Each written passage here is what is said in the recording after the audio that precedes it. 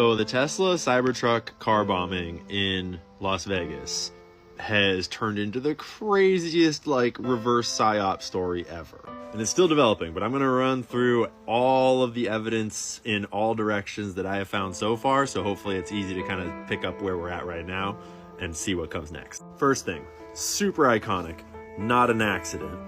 But the question is, not an accident, why? And who's actually behind it? Because the media is pinning everything on Matthew Allen Livelsberger because they found his passport and his ID and a bunch of stuff of his in the car.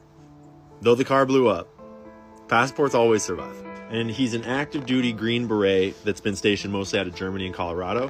And the Green Beret community is digging into this deep and getting sources. And there's so much that's not adding up. And then yesterday, I think it was, the plot super duper thickened when the Sean Ryan show had this whole expose on this whistleblower scenario where he had Sam Shoemate on, who had apparently gotten an email from this Green Beret dude the day before the bombing. And the email is crazy spicy, but it's a little suspicious. If you haven't seen the Sean Ryan Show podcast episode yet, you should watch at least the first 30 to 45 minutes. Put it on 2x speed. You should not believe everything that is said at face value. Remember, both these guys are military intelligence assets, former and current. This is the alleged email that Mr. Shoemate received. But notice that there are spell check red squigglies in here. And there's a cursor. And we've learned this before. This is not how an email appears when it is received in your inbox. This is how an email appears when you're typing it. But this is what the Sean Ryan Show put out as the email that was received, allegedly. And it alleges that the drones over the East Coast are Chinese tech and that they could bomb the White House at any minute. And it's like this whole, basically it alleges that World War III is about to happen between the US and China and there's nothing we can do to stop it. And he's like trying to be a whistleblower to stop it. But if this email is real, it's like the perfect food for the military-industrial complex and for World War III warmongering. But it gets weirder. So the Las Vegas officials and the FBI, who are totally trustworthy, have been assessing the scene. Hey, Gigi, don't do that. Stay over there.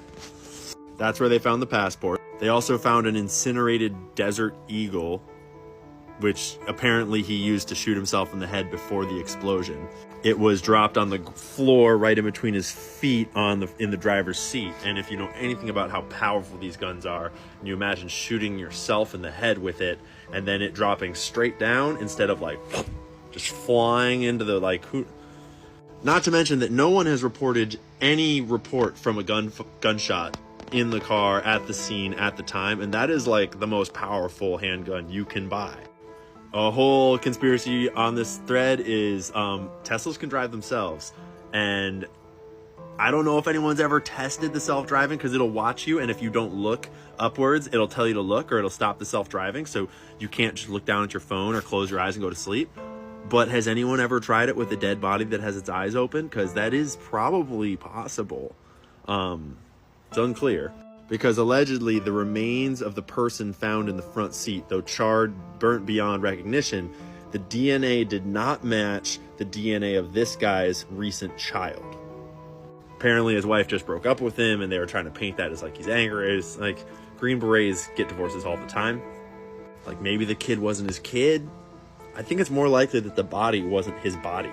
Because again, in the email that was allegedly sent by him, theoretically, it's very clear that he's not planning to kill himself. He's planning to escape to Mexico and to do this whole thing in order to bring attention to this and to whistleblow and to be taken seriously and to get this out to as much news and publicity as possible and then escape to Mexico. He says it 2 different times in this email. The trunk was loaded up with all these crazy fireworks and there was some gas cans in the cab that caused the explosion to it's a little unclear. But it seems like the explosion was intended to not cause a bunch of death, but just to cause a scene. He chose a Cybertruck, which is bulletproof, the worst car to build a car bomb in. And then he filled it with fireworks instead of he's a Green Beret. He could have built a real high power IED that could have blown the building up, theoretically. And then he says in the letter that he's trying to keep a low profile because he's being followed and they attempted to abduct him, but also that he's trying to keep a high profile because they know he has this IED, this car bomb rigged up. And so he got a Cybertruck, which is why would you get a Cybertruck? The police have had no trouble tracking the Cybertruck both in Las Vegas on CCTV footage and on its supercharger route across the country. The police said that they have tracked the purchase of the firearm, specifically the Desert Eagle, back in Colorado.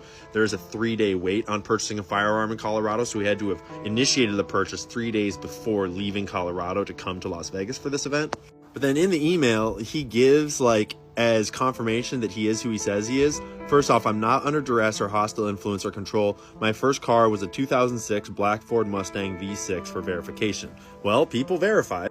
People pulled his vehicle records, and actually he has never owned a 1996, was it?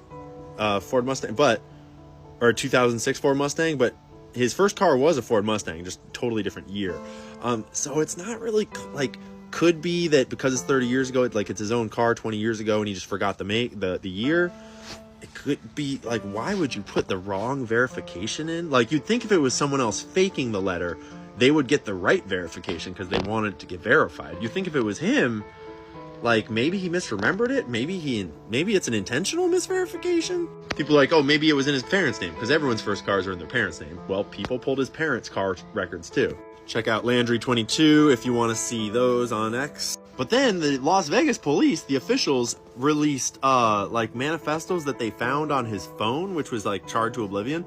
But they found these manifestos that, like, this one is basically like, yo, all military personnel, go and take the Capitol right now. It's like really unhinged and retarded. And the other one, like, it's just like screenshot and read if you want. Like, the other one is just so weird. Then they released, like, video from his Tesla Cybertruck at the supercharge station that they said was in Las Vegas, but the internet has sleuthed around and pretty much confirmed that actually that was not in Las Vegas, it was in Arizona, because there's a Carl's Jr. Next to the supercharge station. They were looking for photos where there's a supercharge station and a Carl's Jr., and it's in Kingman, Arizona, which is that stop right there before getting to Las Vegas. Plus the Green Beret chatter on YouTube and X, and everyone in the Green Beret and, like, Special Forces communities that are commenting on this, saying it does not line up at all. Like, he did not have the expertise to understand this kind of stuff about drones. He did not have the clearance. He wasn't even, like, stationed in the places where they said he was stationed. It's all very sus. Not to mention that he was, like, a TV star with Tim Kennedy, like, 10 years ago on some, like, Special Forces, like, game show, TV show. Whole other funny rabbit hole. But a bunch of guys know this guy. Like, a bunch of people on the internet right now have done operations and missions with him, or trained with him, or been stationed with him. So there's a lot floating around.